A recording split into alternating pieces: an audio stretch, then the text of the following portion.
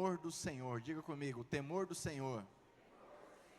Glória a Deus. Provérbios capítulo 1, versículo 7. Eu quero ler 2 versículos nesse início da mensagem. Gostaria que você lesse comigo bem forte esse versículo 7. Vamos lá? Vamos lá de novo? Para ser sábio é preciso primeiro temer a Deus, o Senhor. Os tolos desprezam a sabedoria e não querem aprender. Agora abra no capítulo 9. Provérbios, capítulo 9. Versículo de número 10. Vamos lá, novamente, leia comigo, por favor. Para ser sábio é preciso primeiro temer a Deus, o Senhor. Se você conhece o Deus Santo, então você tem compreensão das coisas. Amém? Vamos orar. Pai, em nome de Jesus eu oro. Nós oramos gratos pelo teu amor, pelo teu cuidado, pela tua misericórdia. Obrigado por essa oportunidade que temos de mais uma vez compartilhar a tua palavra. Eu peço que o teu Espírito Santo nos conduza agora com a tua graça, a tua sabedoria, de tal forma que o teu poder, ó Deus, ministre a cada um de nós de forma poderosa, para a glória e honra do teu santo nome nós oramos. Amém? Pode sentar, por favor. Temor do Senhor. Mais conhecido esse texto na versão mais clássica, diz o temor ao Senhor é o princípio da sabedoria. Mas eu gosto da forma como está aqui, de forma bem direta, diz: para ser sábio, é preciso primeiro temer a Deus. E ele fecha nesse versículo 7 dizendo que os tolos desprezam aprender, desprezam a sabedoria. E no 9 e 10, ele repete o princípio dizendo que para ser sábio, primeiro é preciso temer a Deus. E quem teme a Deus, quem ama o Senhor, tem compreensão das coisas.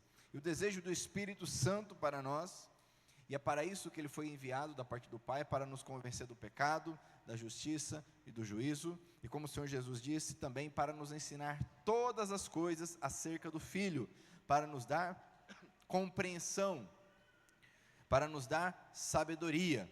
E o tema, como eu disse, é temor do Senhor. E por que esse temor ao Senhor, ele é fundamental para nós?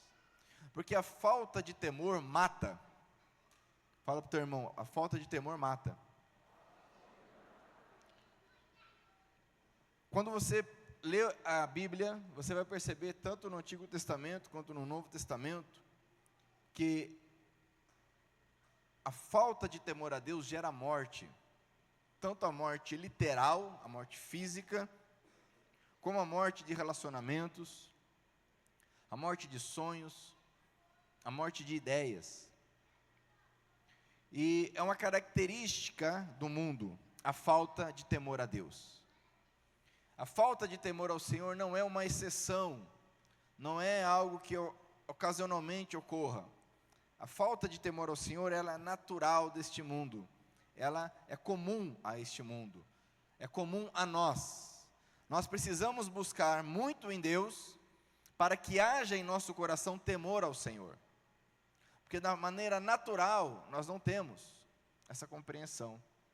Entenda isso. Se você entender esse primeiro ponto, já terá meio caminho andado, porque a partir do momento que eu entendo isso, eu vou então buscar o temor a Deus. Quando eu parto do princípio que eu tenho temor ao Senhor, de forma natural, eu permaneço no mesmo estado que eu estou, está tudo certo, porque a coisa vai acontecer naturalmente. E é uma mentira. Mas quando eu entendo que o temor ao Senhor é algo que eu preciso buscar, logicamente então eu vou fazer algo para buscar isso.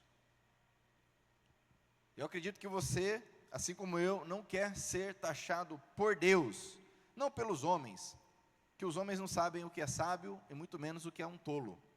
Mas terrível coisa é ser taxado por Deus de tolo.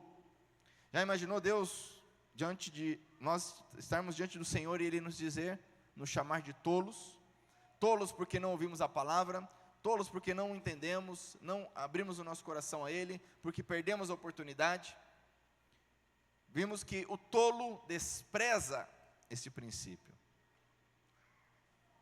E maravilhosa coisa é ter compreensão da vida, compreensão do tempo que você está vivendo, compreensão do teu relacionamento, compreensão de quem você é, ou seja, os teus pontos fracos, os teus pontos fortes. E só tem compreensão das coisas, compreensão de Deus, aquele que teme ao Senhor. Quem está entendendo, diga amém. Mas o que é temer ao Senhor? O que é esse temor ao Senhor? O temor ao Senhor, ele pode ser definido como respeito. Temer ao Senhor é respeitá-lo. E mais do que isso, é desejar, é querer fazer apenas, presta atenção, é desejar, é querer fazer apenas o que é bom aos olhos dele. O que é temor ao Senhor? É respeitá-lo e desejar fazer o que é bom, fazer somente o que é bom aos olhos dele. Por outro lado, que venha o teu reino, seja feita a tua. E aí nós começamos a entender como estamos longe desse temor. Porque, eventualmente, podemos respeitar o Senhor de uma forma ou de outra. Mas quantos de nós buscam o que realmente agrada ao Senhor? Quantos de nós se preocupa com isso? Vou fazer outra pergunta. Quantos de nós já orou ao Senhor, perguntou a Ele: Senhor, o que eu preciso fazer para te agradar? Eu não estou falando de mandamentos, mas há coisas, há situações, há circunstâncias, há decisões que somente você pode tomar, realizar, fazer.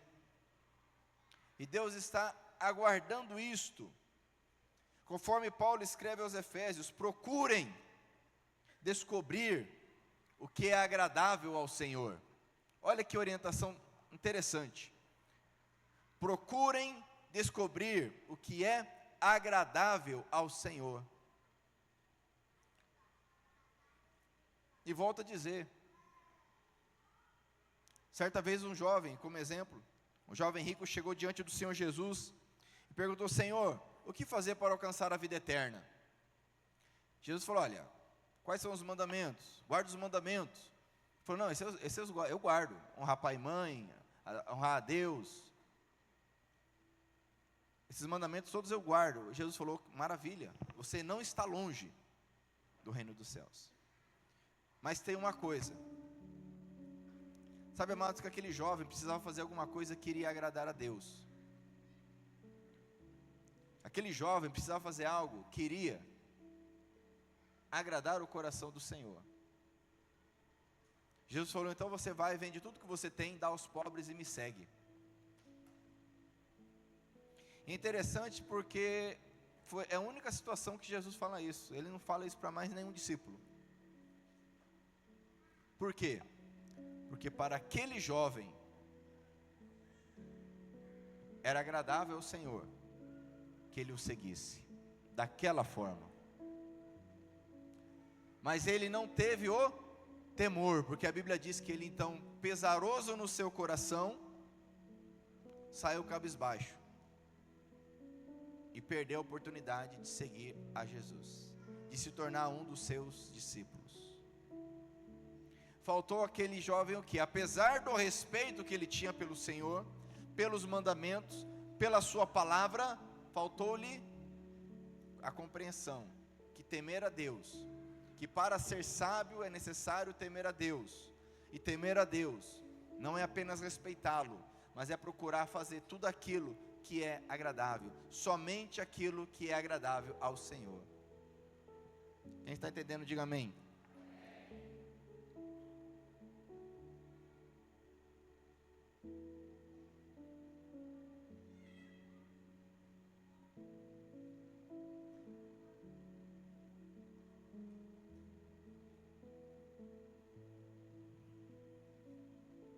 Mas o tolo rejeita isso. Mas aquele que faz isso tem compreensão das coisas. Por falta de compreensão nós pecamos, por falta de compreensão nós perdemos tempo, perdemos saúde, perdemos relacionamentos. E o temor ao Senhor é algo que nós precisamos entender. Eu gostaria que você abrisse a sua Bíblia lá em Efésios capítulo 5. Porque quando se fala em temer a Deus, temor ao Senhor,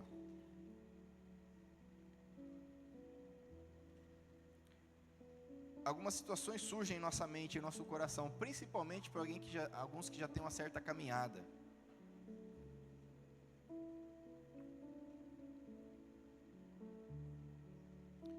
Mas antes de continuar, eu gostaria que você gravasse na sua mente e permitisse que isso descesse ao seu coração, o que é agradar, o que é temer a Deus. Lá em Efésios capítulo 5, versículo 10, a partir do 10,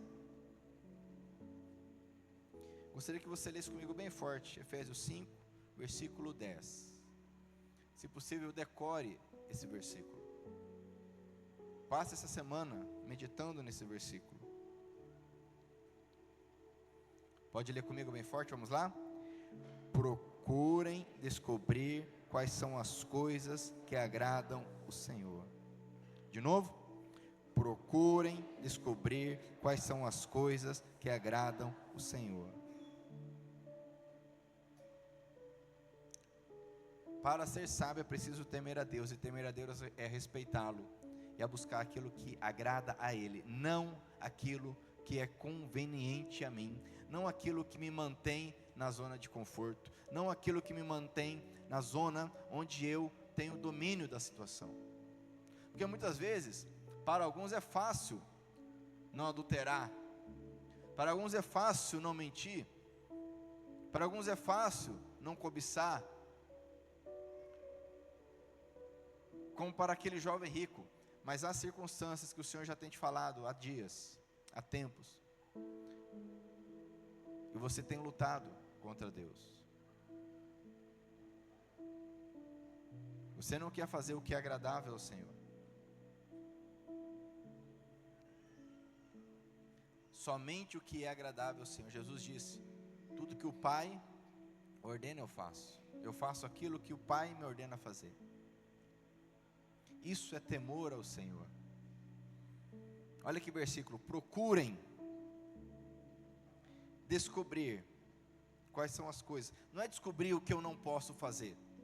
Às vezes as pessoas vêm com esses questionamentos: ah, pastor, tá, eu tenho um negócio tal, e aí a pessoa vem com uma pergunta bem prática, cerca de imposto: eu posso fazer isso, não posso fazer aquilo? O desejo não é agradar ou não agradar o Senhor, o desejo é não pecar e ir para o inferno. Ah, eu estou num namoro, até onde eu posso ir? Ah, eu estou num relacionamento, o que eu posso fazer? Não se procura descobrir o que é agradável ao Senhor. Não se pergunta ao Senhor: Senhor, o que eu, Pablo, posso fazer que é agradável ao Senhor? Você está entendendo? Talvez você não soubesse disso, mas o Senhor está nos ensinando nessa noite. Porque para ser sábio é preciso o quê? Primeiro, fala para o teu irmão, primeiro temer a Deus. Fala para o teu outro irmão, fala para ele assim: não seja tolo. Os homens podem me chamar de tolo. Os homens podem te chamar de tolo, não há problema algum nisso. Agora, triste coisa é quando Deus chama alguém de tolo. E Ele diz que tolo é aquele que não busca aprender, não busca conhecer o temor do Senhor. Abra comigo a sua Bíblia em Deuteronômio, capítulo 8.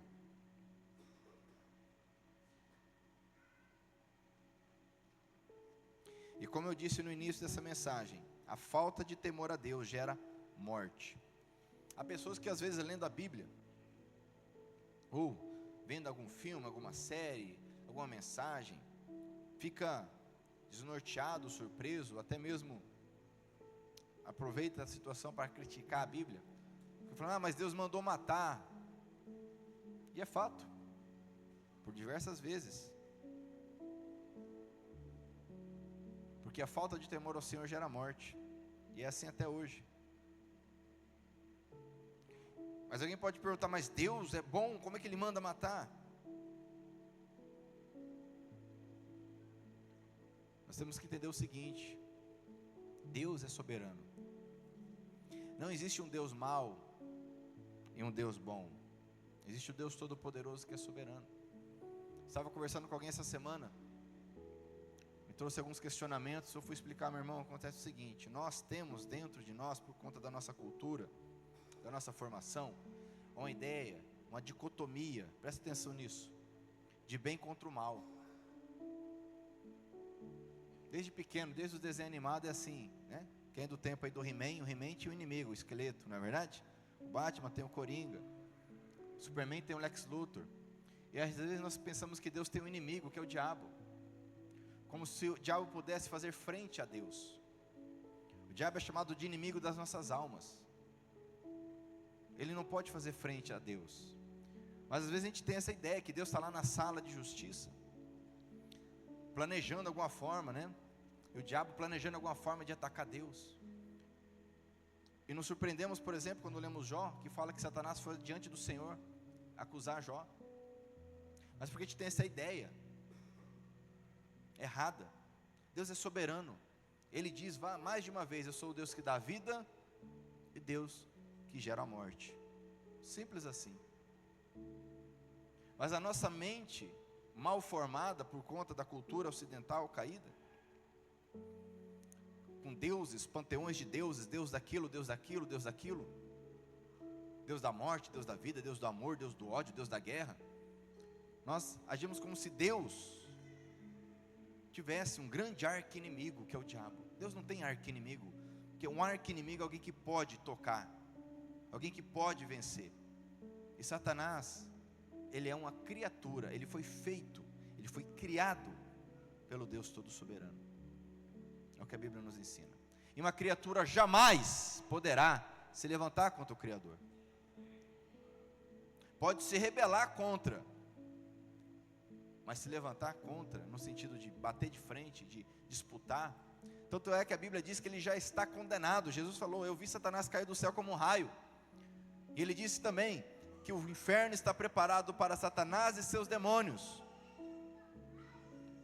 Mas a gente tem aquela ideia que vem da cultura grega, que existe um Deus, o Hades, o Deus do inferno, o Deus dos mortos, como se Satanás ele estivesse reinando. Satanás tivesse um reino, que é o inferno. Meu irmão, se você tem essa ideia que Satanás reina no inferno, deixa eu te falar, isso é antibíblico, isso é paganismo.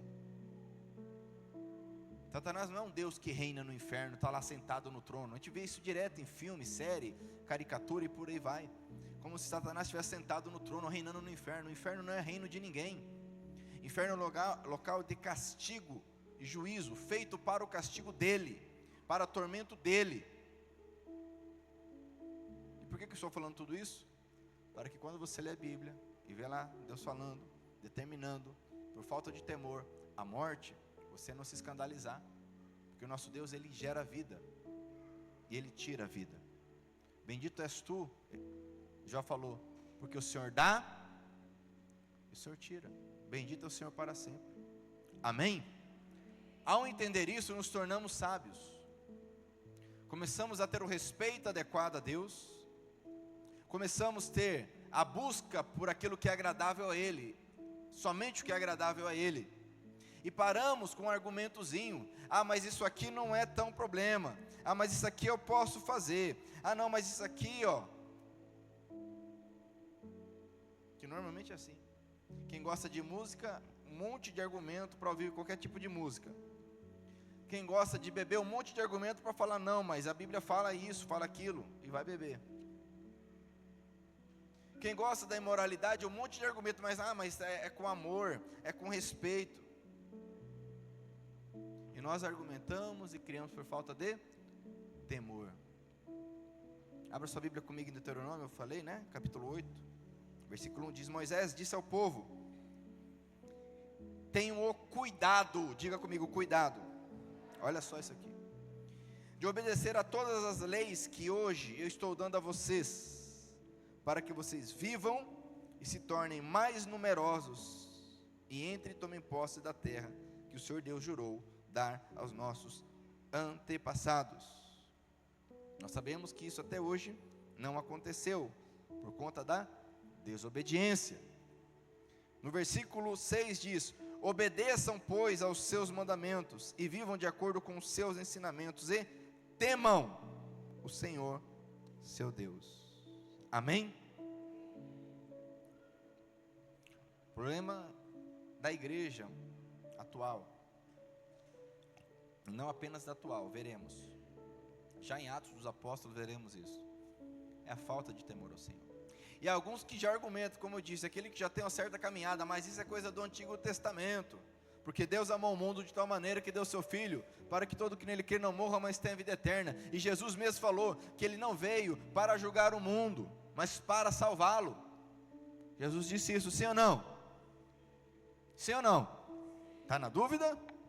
Jesus disse, está lá no Evangelho de João.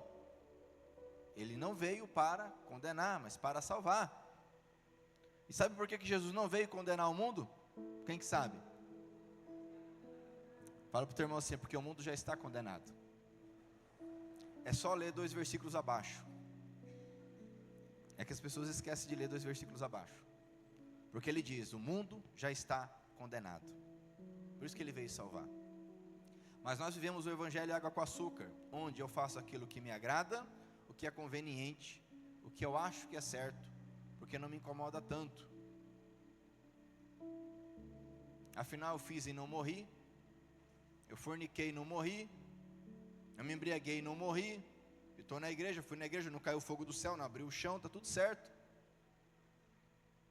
E vamos então vivendo sem temor a Deus, sem respeitá-lo devidamente, e sem buscar fazer somente aquilo que é agradável a Ele. Nem sequer perguntamos o que é agradável a Ele. Mas eu quero te mostrar que isso, como eu disse, não é coisa do Antigo Testamento. Até porque essa divisão artificial, feita pelo homem, de que a Bíblia é Antigo Testamento e Novo Testamento, ela é muito prejudicial à compreensão das Sagradas Escrituras. Porque toda divisão feita no texto bíblico, ela parte de uma intervenção humana posterior. A divisão em capítulos, em versículos, em seções. Sagradas Escrituras, elas são uma só, é o mesmo Deus. Nós não servimos um Deus bipolar, que era um Deus de ódio no Antigo Testamento e depois, sei lá, se converteu, né? E virou um Deus de amor no Novo Testamento. Muitos percebem Deus dessa forma. Não, mas isso é coisa do Antigo Testamento. De fato, há ordenanças, há rituais, preceitos que não se aplicam no momento, porque Cristo veio e cumpriu. Mas o fator determinante, a moral, os princípios, quem Deus é não mudou. O que Ele odeia não mudou e o que Ele ama não mudou. Porque está escrito que o nosso Deus, Ele não muda. Ele é o mesmo para sempre, ontem e hoje, e sempre será. Amém? Lá em Atos, vamos abrir aqui, eu gostaria de ler alguns textos com você do Novo Testamento, para entendermos algumas coisas. O livro dos Atos dos Apóstolos, é importante você entender, ele dá continuidade ao relato que está nos Evangelhos. Uma vez que os Evangelhos narram até o momento da morte e crucificação do Senhor Jesus, após a ressurreição dele, então, ele faz o comissionamento dos seus discípulos e ascende aos céus. Os Evangelhos terminam nesse contexto. E Atos dá continuidade, inclusive, repetindo a ascensão do Senhor Jesus aos céus. Então, o livro dos Atos dos Apóstolos nos mostra como começou o que nós chamamos hoje de igreja, que é o corpo de Cristo, que é o ajuntamento dos santos. E com a descida do Espírito Santo lá em Jerusalém, sobre os 120 que estavam lá, começa então a igreja, de tal maneira que Roma não é a primeira igreja, nem perto disso. Mas o Espírito Santo então ele cai, conforme a promessa, ele é derramado. Então nós precisamos entender o que está em Atos dos Apóstolos para entender algumas coisas. E aqui no capítulo 2, eu quero ler 2 versículos contigo, 42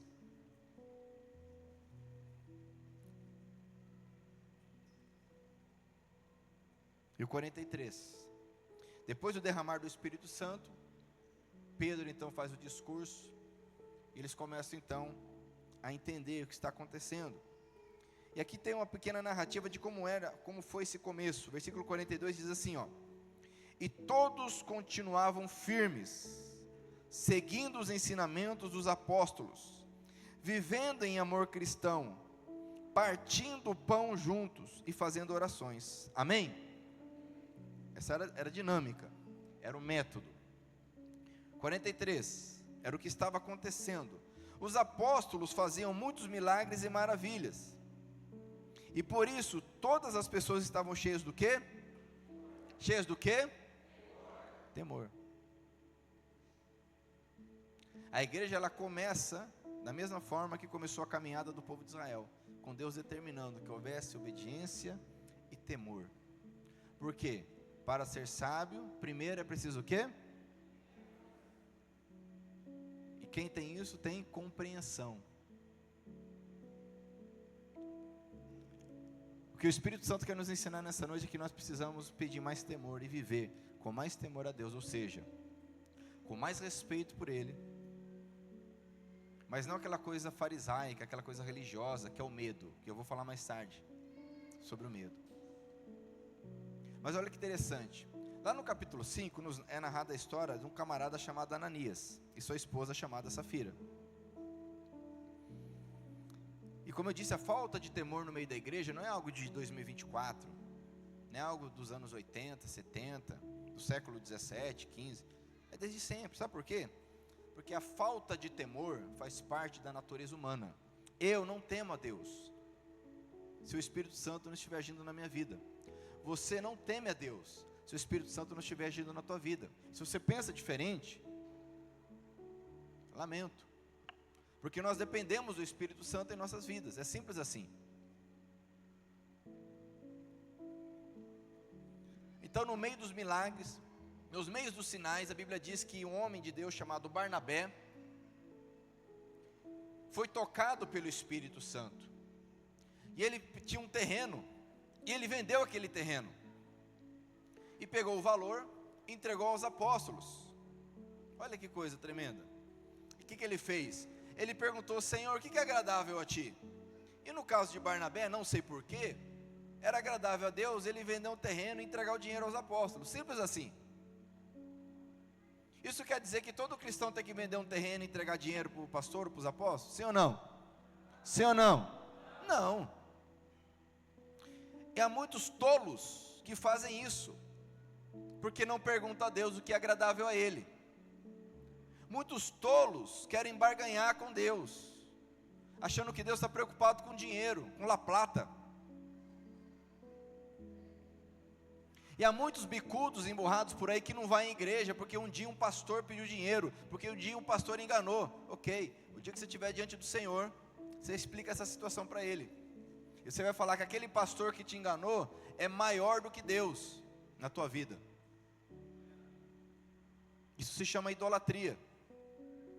Há muitos pastores tolos, com certeza, porque o dinheiro não é um problema, mas o amor ao dinheiro é a raiz de todo mal, e muitos amam o dinheiro.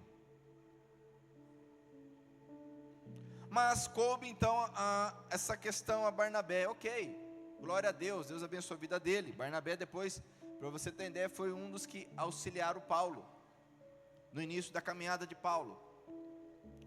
Ananias viu aquilo e percebeu de alguma forma que aquilo agradou. Qual que foi a ideia de Ananias? Vou fazer igual, só que serei mais esperto do que Barnabé. Então Ananias chama sua esposa Safira, fala: ó, vamos vender o terreno, a gente dá metade do dinheiro para os apóstolos, e fala que é uma oferta a Deus. Ninguém pediu dinheiro para eles, Ninguém pediu para vender terreno. Deus nunca falou isso, os apóstolos muito menos. Então, com falta de respeito a Deus, sem buscar uma direção do Senhor, eles entregam esse dinheiro. E Pedro fez aquela pergunta clássica: é verdade isso aí? Ananias falou: é verdade, está aqui todo o dinheiro do terreno. Vamos ler o texto? Atos capítulo 5. Olha o que diz aqui o texto, versículo 1. Mas um homem chamado Ananias, casado com uma mulher que se chamava Safira, vendeu um terreno, e só entregou uma parte do dinheiro aos apóstolos, ficando com o resto. E Safira sabia disso. Então Pedro disse a Ananias: por que você deixou Satanás dominar o seu coração? Por que mentiu para o Espírito Santo? Por que você ficou com uma parte do dinheiro que recebeu pela venda daquele terreno? Lê comigo o versículo 4 bem forte, vamos lá? Antes de você vendê-lo, ele era seu. E depois de vender, o dinheiro também era seu. Então por que resolveu fazer isso? Você não mentiu para seres humanos, mentiu para Deus. Assim que ouviu isso, versículo 5, Ananias caiu morto. E todos os que souberam do que havia acontecido ficaram com muito medo. Ficaram com o quê? Houve temor. Então vieram alguns moços, cobriram o corpo de Ananias, levaram para fora e o sepultaram. A mulher de Ananias chegou umas 3 horas depois, sem saber do que havia acontecido com o marido. Aí Pedro perguntou a ela: me diga, foi por esse preço que você e seu marido venderam o terreno? Foi, respondeu ela. Então Pedro disse: por que você e o seu marido resolveram pôr à prova o Espírito do Senhor? Não tentarás o Senhor teu Deus, sim ou não? Esse é um mandamento: não tentarás o Senhor teu Deus, não porás o Senhor Deus à prova. E o que é pôr Deus à prova? A gente aprende no currículo Hombridade. É pedir que Deus faça algo contrário ao seu caráter. É mentir, como Ananias e Safira estavam fazendo, e pedir que Deus os abençoasse, mesmo mentindo. É pedir para que Deus faça algo que é contrário ao seu caráter. Os moços que acabaram de sepultar o seu marido já estão lá na porta, e agora vão levar você também. No mesmo instante ela caiu morta aos pés de Pedro. Os moços entraram e, vendo que ela estava morta, levaram o corpo dela e o sepultaram ao lado do marido. E toda a igreja e todos aqueles que souberam disso ficaram como? Ou conforme diz o texto original, a tradução mais literal, houve grande temor no meio da igreja. Phobos megas, grande temor. Esse era o início da igreja. E por que Deus tomou essa atitude drástica? Ele fez isso da mesma forma que ele fez com o povo de Israel, porque ele é o mesmo ontem, hoje e para sempre. É preciso haver temor no meio do povo de Deus. Mas por que hoje o povo que não tem esse temor não morre dessa forma? Lógico que morre.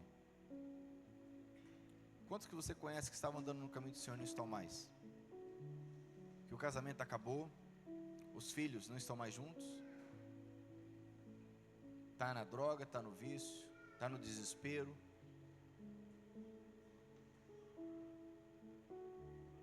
Quantos que andaram, ou aparentemente estavam andando no caminho do Senhor, que você conhece, que já não estão mais no caminho do Senhor? Estão mortos espiritualmente. E fatalmente serão mortos fisicamente, porque esse é o caminho de todos. Talvez não como Ananias morreu na hora, mas quem quiser arriscar e ficar brincando com Deus, fique à vontade. Nós precisamos, como havia na igreja primitiva, o temor. Abra comigo no capítulo 9 de Atos.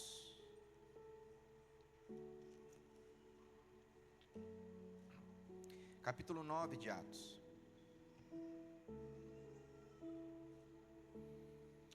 No capítulo 9 acontece a conversão de Saulo, que era um perseguidor da igreja, um homem que perseguia para prender e mesmo mandar matar. Eles então têm um encontro com o Senhor Jesus no capítulo 9. E após ele se converter, ele começa então, depois de um tempo, a pregar entre os irmãos. Só para você entender o contexto. Versículo 30 diz assim: quando os irmãos souberam disso, levaram Saulo até a cidade de Cesareia, e depois o mandaram para a cidade de Tarso. Leia o 31, por favor. Em toda a região da Judéia, Galiléia e Samaria, a igreja estava em paz. Ela ficava cada vez mais forte, crescia em número de pessoas com a ajuda do Espírito Santo e mostrava grande respeito pelo Senhor Jesus. Ou havia grande temor ao Senhor Jesus Cristo. É o que está escrito aqui. Na igreja primitiva, havia paz, haviam sinais e milagres, mas nada disso estaria acontecendo se não houvesse da parte da igreja temor, grande respeito ao Senhor. Por quê? Para ser sábio, a primeira coisa que é necessária é o que, amados? Temor ao Senhor. Há um evangelho água com açúcar que é pregado de graça e se distorce o que é a graça. E isso não é algo de 2024. Isso é algo que acontece desde o início. Por quê? Porque essa questão está no coração do homem, no coração do ser humano. Essa distorção acerca do que é a graça, como se a graça fosse um cartão de crédito sem limites, algo que nós podemos fazer qualquer coisa, que Deus vai perdoar. Deus é amor. Paulo escreve aos Coríntios, justamente porque, olha só, naquele contexto já havia essa distorção, e ele então questiona, peraí então, para que a graça do Senhor seja ainda maior, nós vamos pecar ainda mais? Porque essa é a lógica. Quanto mais eu pecar, mais Deus vai me perdoar, e maior será a graça. Será que é isso que é a graça de Deus? Ele questiona. Onde está o temor de vocês? Mas hoje é assim. Quando se fala de questões básicas da moral bíblica, a gente tem que começar pela igreja, porque a igreja está pior que o mundo, porque falta temor. E um dos motivos é a falta de compreensão, que gera uma distorção do que é o amor e a graça de Deus. A graça não é uma autorização para pecarmos, porque Deus perdoa, porque Deus é misericordioso, Deus é gracioso. Que o Espírito Santo gere em nós, amados, temor. Abra comigo a sua Bíblia aqui em Coríntios. Segunda carta de Paulo aos Coríntios,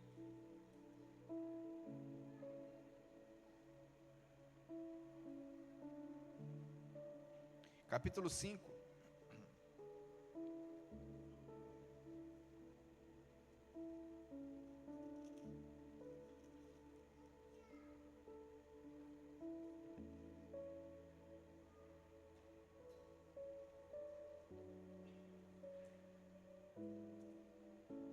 Paulo está aqui ensinando ao povo, à igreja de Corinto, melhor dizendo. Olha o que diz no versículo 11: sabemos o que quer dizer temer o Senhor, e por isso procuramos levar as pessoas a... Deus nos conhece completamente. Espero que no seu coração vocês me conheçam também. Olha só, por que Paulo buscava ensinar a verdade? Porque ele sabia o que é temer a Deus. Quando nós tememos a Deus, nós amamos a verdade e queremos vivê-la. Porque o pai da mentira quem é? Quem é o pai da mentira? O diabo. Olha o que ele diz: sabemos o que quer dizer temer o Senhor, e por isso procuramos levar as pessoas à verdade. Mas hoje a igreja não fala a verdade, fala o que é agradável, porque a verdade ela machuca. Será? A verdade causa desconforto. Será? Sim, é verdade. Se não me engano, Spurgeon era quem dizia que se alguém sai de um culto, de uma pregação, sem estar incomodado com a palavra que ouviu, alguma coisa está errada. Porque é impossível eu ser confrontado pela palavra do Senhor e falar: não, estou de boa. Está tudo certo comigo. Eu não entendi nada então. Então eu não entendi nada. Mas hoje o evangelho que gera seguidores é aquele que agrada. Como se diz, você é o ponto fraco de Deus. Que Deus bem fraquinho esse, né?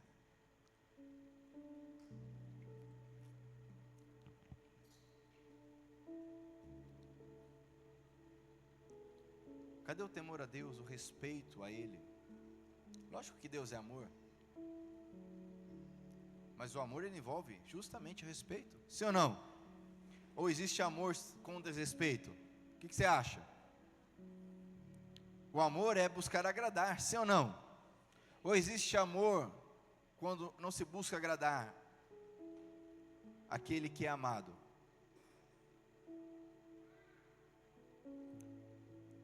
O amor é agradar, e o amor se satisfaz muito facilmente. A lascívia é o contrário. A lascívia é querer ser agradado pelo outro. E a lascívia ela é insaciável.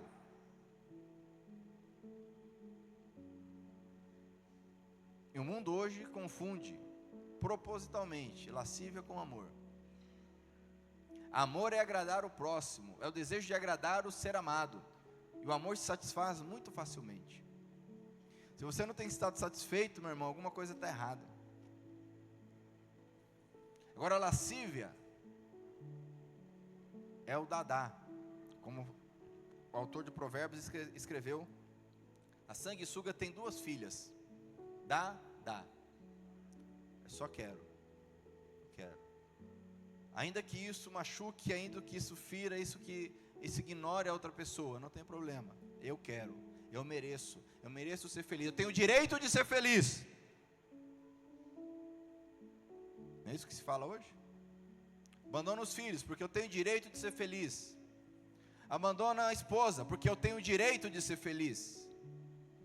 Abandona o esposo, porque eu tenho o direito de ser feliz. Dá. E nunca está satisfeito. O ciclo nunca fecha, nunca acaba. Quem está entendendo, diga amém. Aqui no capítulo 7, segunda carta de Paulo aos Coríntios.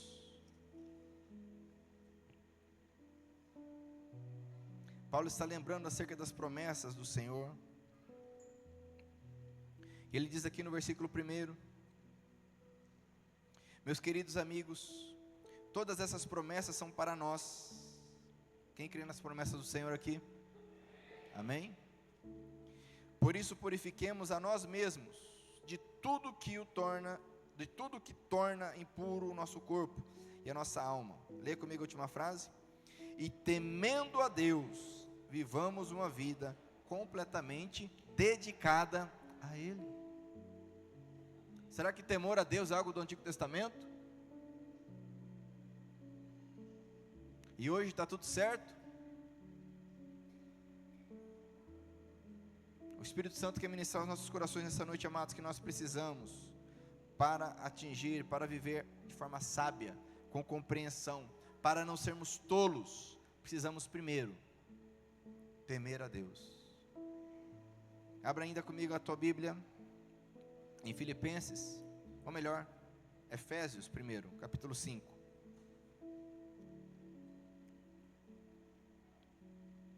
Agora nós vemos o 10, né? Capítulo 5, versículo 10. Agora eu quero ler o versículo 21.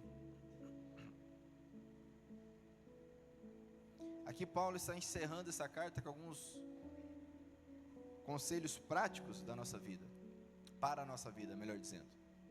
E ele vai dizer aqui, olha, versículo 21. Sejam obedientes uns aos outros, pelo respeito que tem por Cristo, ou pelo temor que tem por Cristo. Vou pegar alguma versão mais literal. Essa aqui passou um pano. Pelo respeito, pelo temor que eu tenho a Cristo, devemos ser obedientes uns aos outros. Agora, quem quer ser obediente a quem? Eu vi algo interessante. Pastor Dinarte que pregou aqui sobre paternidade, nós saímos depois, estávamos conversando, e ele falou algo que eu achei muito interessante, sobre Jesus, naquela passagem, que está em Lucas, que nos diz que Maria e José foram a Jerusalém, subiram, né, para peregrinação, e voltando de Jerusalém, 3 dias depois, se eu não me engano, 3 ou 2, agora não lembro, 3 dias depois, voltando, eles perceberam que Jesus não estava com eles. Por quê?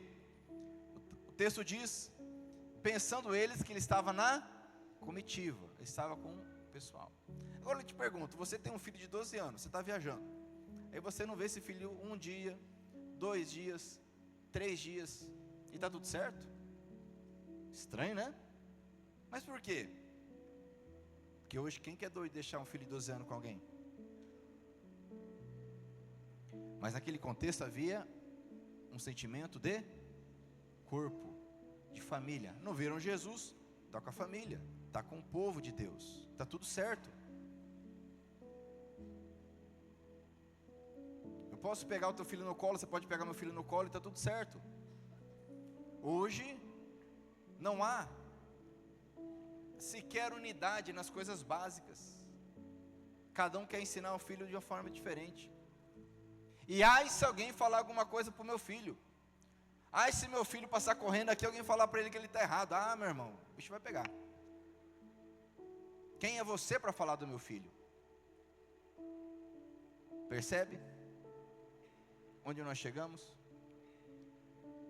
Falta de unidade, falta de temor, falta de obedecer uns aos outros. Quem está entendendo, diga amém. Diga, aqui está escrito, sejam obedientes uns aos outros, pelo temor que tem por Cristo Jesus. Agora, se eu não tenho temor por Cristo, como é que eu vou obedecer alguém? Como é que eu vou obedecer alguém?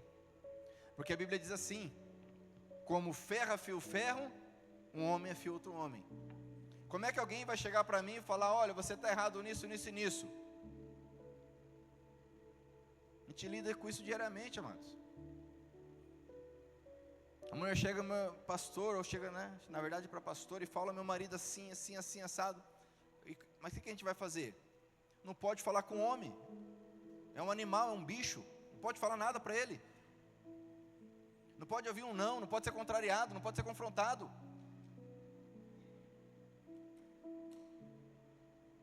Quanto mais ser obediente a alguém. Falta o quê? Temor a Cristo. Porque se eu tenho temor a Cristo, ser obediente uns aos outros é o de menos. É o que o texto diz, amados. Olha aqui, não estou inventando não. Efésios capítulo 5. Agora o que o diabo fala para nós? Olha o que diz o versículo 21, seja obedientes uns aos outros pelo respeito que tem por Cristo. Mas o que o diabo tem? O que o diabo fala para nós? Vive a tua vida. Ninguém tem nada a ver com a tua vida. Ninguém tem nada que falar para você. Ninguém paga as tuas contas. É isso que ele fala ou não é? Sim ou não? Aí depois que está morto, aí está no buraco, não tem mais o que fazer, ai me ajuda. Isso se conseguir pedir ajuda, porque a maioria nem consegue pedir ajuda, por causa do orgulho, da arrogância. Conforme Jesus disse, ele não veio curar o são, ele veio curar quem? Veio curar quem? Mas o diabo fala, não diga que você está doente. Não diga, vão pensar o que se você falar que está doente? Você não tem doença nenhuma, isso é coisa da cabeça deles, isso não é isso que a Bíblia ensina. Deus é amor, Deus te ama, fica tranquilo, Deus vai dar um jeito, vive a tua vida, não é bem assim não, isso é radical, isso é fanatismo.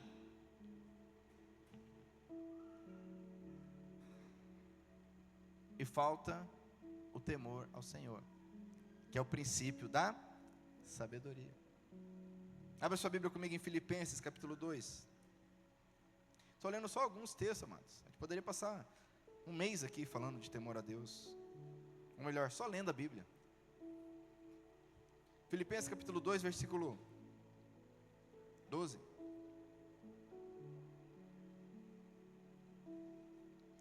Versículo 12 diz assim: portanto, meus queridos amigos, vocês que me obedeceram sempre quando eu estava aí, devem me obedecer muito mais agora que estou ausente.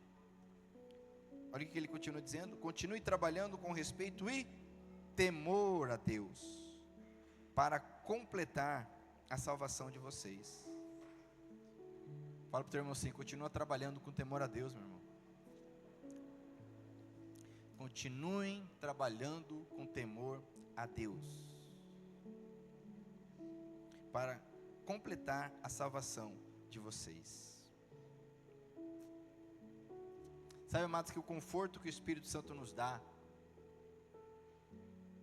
a paz que Ele nos dá, presta atenção nisso, o conforto que o Espírito Santo nos dá, ele precisa ser equilibrado com o temor ao Senhor.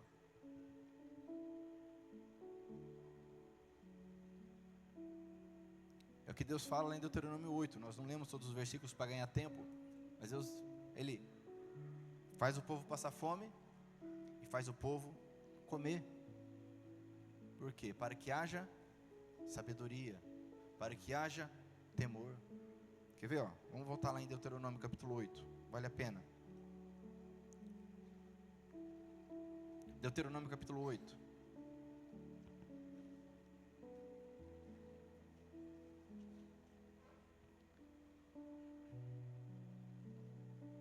Olha o que está escrito aqui no versículo 2.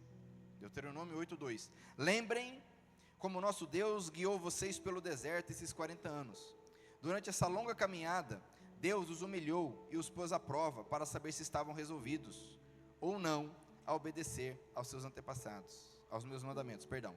Vou ler novamente. Durante essa longa caminhada, Deus os humilhou. Deus fez o quê? Olha só. E os pôs à prova para saber se estavam resolvidos ou não a obedecer aos seus mandamentos.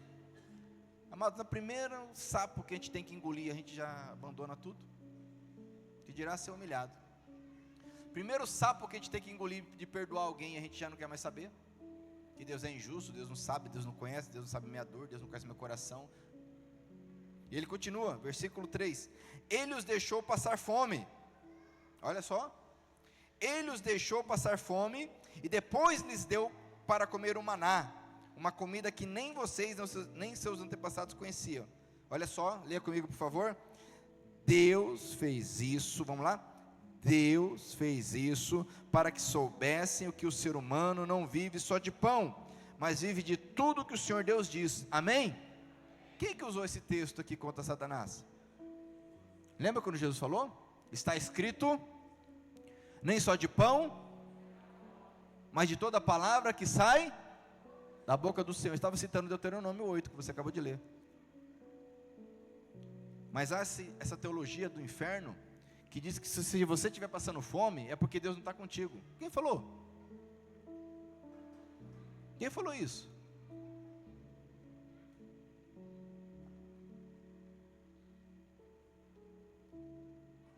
Que se você estiver passando dificuldade, é porque Deus não está contigo. Quem falou isso?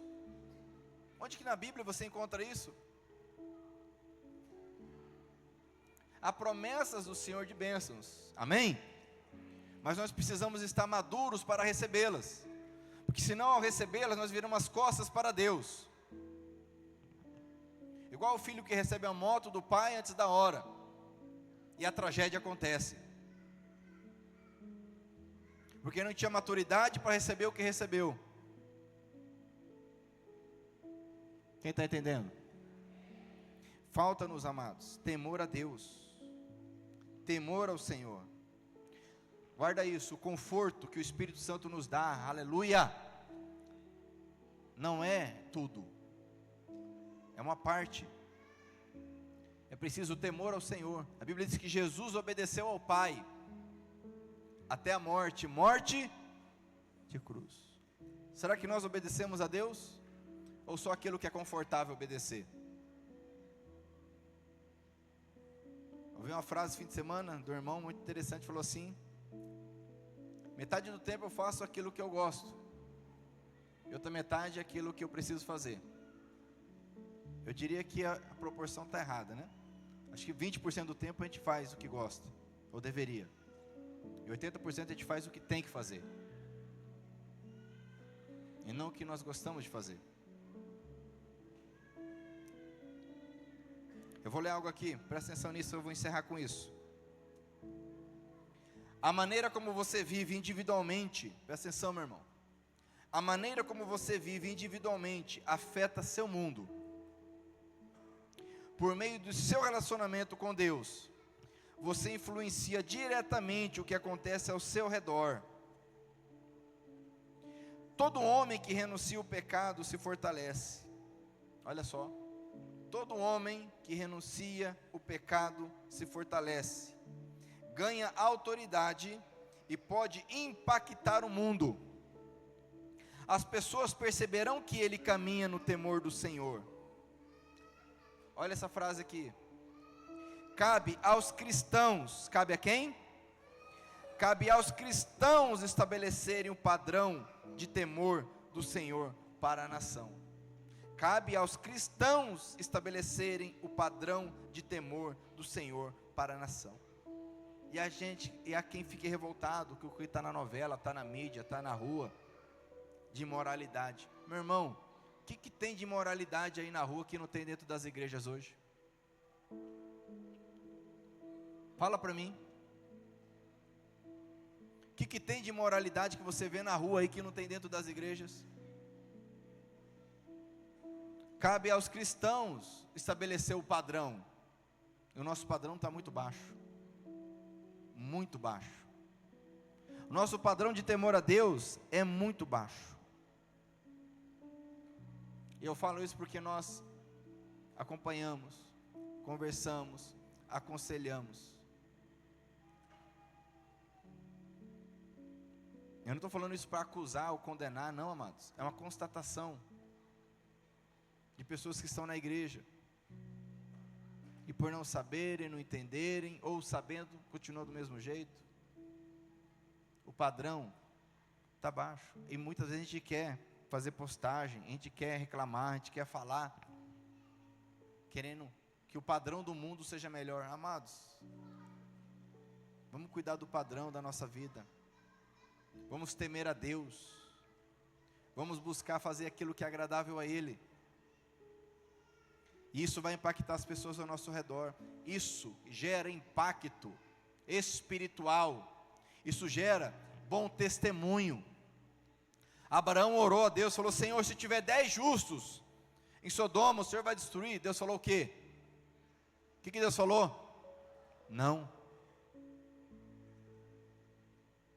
Deus está tendo misericórdia porque há homens e mulheres tementes a Deus. Você pode dar uma glória a Deus por isso? E o Senhor quer que você e eu sejamos esses homens e mulheres tementes a Deus.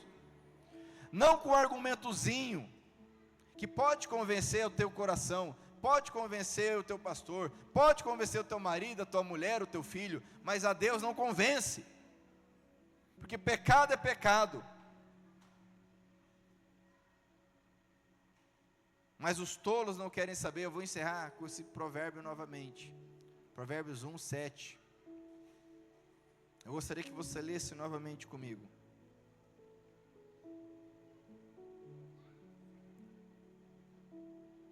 Mas lê de novo, porque se eu pedir para você ficar de pé e falar, você não decorou esse versículo ainda.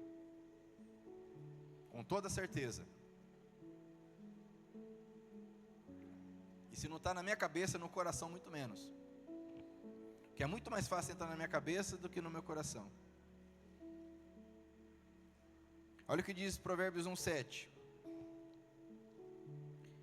Para ser sábio é preciso primeiro temer a Deus, o Senhor. O que os tolos fazem? E não querem aprender. E como eu disse, ser chamado de tolo pelos homens, isso não é nada. Muitas vezes eles estarão errados. Porque aos sábios eles chamam de tolos. Agora, ser chamado de tolo por Deus, chegar no dia e Deus falar para mim: você foi tolo porque você não quis aprender, você foi tolo porque você ignorou a sabedoria. Triste coisa. Mas glória a Deus, porque hoje nós temos a oportunidade de mudar o que precisa ser mudado em nossa vida. Você pode dizer um amém? Se você puder ficar de pé, então fique de pé. Vamos orar.